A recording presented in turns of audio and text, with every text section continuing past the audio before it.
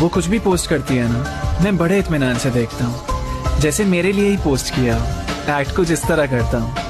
आज भी जब इंस्टाग्राम खोला तो उसने कोई स्टोरी डाली हुई थी। मैंने ओपन की और पिक देखकर लगा जैसे वो मेरे शहर आई हुई थी। मैंने स्टोरी पे रिप्लाई देते हुए पूछा उससे, हे व्हाट्सअप, तो कब आना हुआ यहाँ पे? थोड़ी देर बाद रिप्लाई आया उसका, कुछ नहीं, बस कॉलेज की छुट्टियाँ। इतनी जल्दी उसका रिप्लाई कभी आया नहीं था इससे पहले। लग रहा था कोई जादू सा हो गया हो जैसे। आगे ऐड ऑन करते हुए पूछा मैंने, सो आर यू फ्री टुमारो? उसने कहा हाँ बोलो। मैं एक्साइटेड सा हुआ रिप्लाई देने में और फोन भी एक्साइटेड हो गया। अपने आप ही सारे ऐप क्लोज हो गए और सारा तभी चलना बंद हो गया। उससे बात करनी है, कहीं ऑफलाइन ना हो जाए। वैसे भी कम ही मौके मिलते हैं आजकल, कम से कम बात तो पूरी हो जाए। 3 साल से अपनी मुलाकात नहीं हुई थी, या यूं कह लो कि मेरे लिए वो घड़ी वहीं रुकी थी।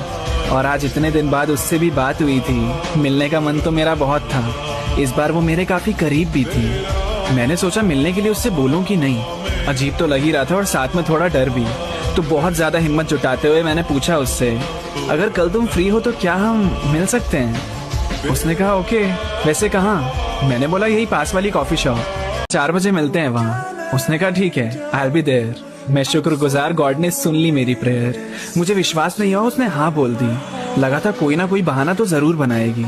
अब जो भी था सब ख्वाब सा था। इंतजार तो कल की शाम का था। मैं समझ चुका था नींद तो आएगी नहीं रात को। दिमाग ने भी प्ले कर दिया वो 3 साल पहले वाले पास्ट को। याद किए वो पल कैसे हम साथ रहते थे ना। मैं तो आज भी वैसा ही हूँ, वो भी वैसी ही होगी ना। मुझसे मिलने के लिए वो बहाने बनाया करती थी। मेरे कंधे को सिरहाना बनाकर चैन से सजाया करती थी।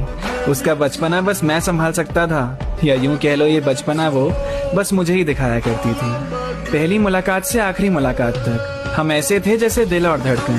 फिर जब उसे बाद में शहर से बाहर जाना पड़ा, ऐसा लगा वो वक्त हमारे रिश्ते पे भारी पड़ गया। वो थोड़ी ज्यादा बिजी हो गई नहीं दोस्तों और पढ़ाई में। मुझे भी कोई आपत्ति नहीं थी वो कितना ही टाइम लगाए रिप्लाई में। हमारी बातें भी कम होती थी क्योंकि अब दोनों के पास ही टाइम की कमी थी। और फिर ये 3 साल का गैप बड़ा भी होता है ना काफी।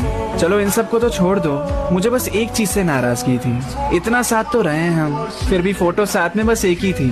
अब इस मुलाकात में सोचा मैंने कुछ पल तस्वीर में तो जरूर कैद करूंगा। वो कल जब मिलने आएगी मुझसे तो क्या कह के शुरुआत करूंगा? हाय हेलो से स्टार्ट करके फिर कॉफी के लिए पूछूंगा? नहीं, हेलो वगैरह के बाद उसका हाथ पकड़ के खुद शॉप के अंदर ले चलूंगा। हाँ, थोड़ा रोमांटिक भी लगेगा और पहले जैसा भी। शुरुआत तो हो ही जाएगी बात की कैसे भी। यादें सोच सोच के रिहर्सल कर करके रात तो कट गई। सुबह भी पता ही नहीं लगा कब आंखों के सामने से हट गई। तो अब तैयार पूरा होकर मैं निकल गया मुलाकात के लिए।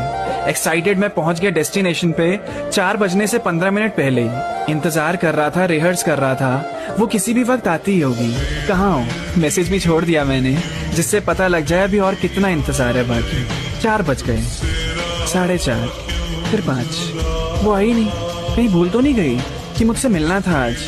मैंने सोचा कॉल करके पूछ लेता हूँ। नंबर तो था ही पुराना मेरे पास, पर कॉल भी उसका नॉट रीचेबल आया। वो आएगी भी कि नहीं आएगी आज? एक और नंबर है, वो ट्राई करता हूँ, वो तो लग ही जाएगा। कोशिश करके देखता हूँ। मैंने कॉल लगाया उसे और रिंग गई। उसने फोन भी उठा लिया बराबर। मैंने बोला हेलो, कहाँ रह गई? उसने बोला शिट, मैं भूल गई, वो किसी काम से ना मैं बाहर आ गई हूँ, तो कभी और मिलने का प्लान बनाए प्लीज। वो थोड़ा अलग सा साउंड कर रही थी। मैंने भी बोला इट्स ओके, कोई बात नहीं। फोन रख दिया और वापस हो चला मैं रास्ते से। और सोच रहा था जब मन ही नहीं था तो मिलने पे हाँ क्यों बोला मुझसे? ना का मतलब ना होता है, पर उसकी हाँ का मतलब भी ना था। जो मुझसे मिलने के लिए बहाने बनाती थी, आज उसने ना मिलने का बहाना बनाया था। वो घर पर ही थी, बाहर नहीं। ये बहाना भी उसने जरा गलत चुन लिया था, या ध्यान नहीं दिया होगा उसने, क्योंकि फोन तो मैंने लैंडलाइन पे किया था।